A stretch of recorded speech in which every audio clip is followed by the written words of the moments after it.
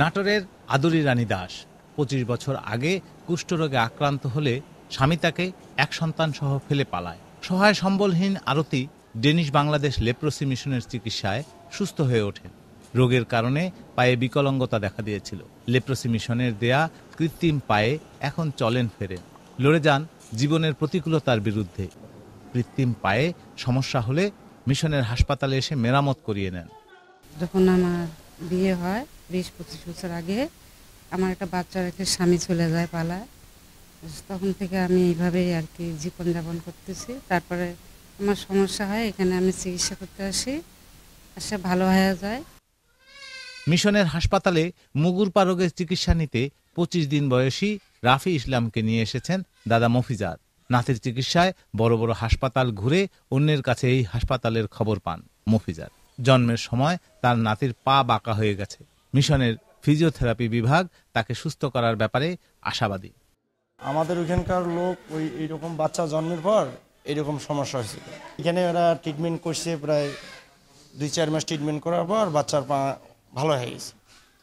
আমি ওনার কাছে গেলাম যে কি করা যায়, আমাদের বাচ্চাটা এরকম। তো ওনারা আমাকে দেখাই দিয়েছে ওইখানে যান, ওইখানে গেলে ওরা কি ট্রিটমেন্ট লাগে ওরা বলি দিবে। জন্ম থেকে সঠিক ওয়েতে হয়নি, ফরমেশনটা হয়নি।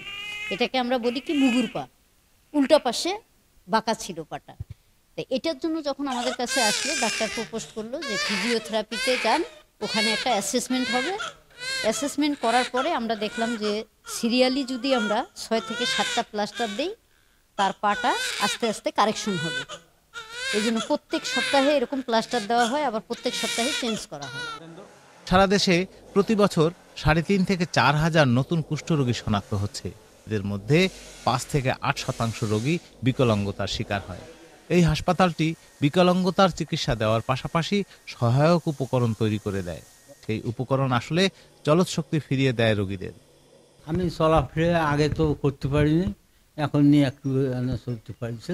আমরা প্রথমে ডাক্তারের পরামর্শ অনুযায়ী এবং ফিজিও ডিপার্টমেন্ট আছে এবং আমাদের সহযোগিতায় আমরা প্রতিটা রোগীর মাপযোগ করার পরে আমরা সেটা মডিফিকেশন করি। মডিফিকেশন করার পরে তৈরি করার পরে আমরা ৩ দিন বা ৭ দিন ট্রায়াল ওয়ার্ক দেওয়ার পরে তারপর আমরা রোগীকে সরবরাহ করি।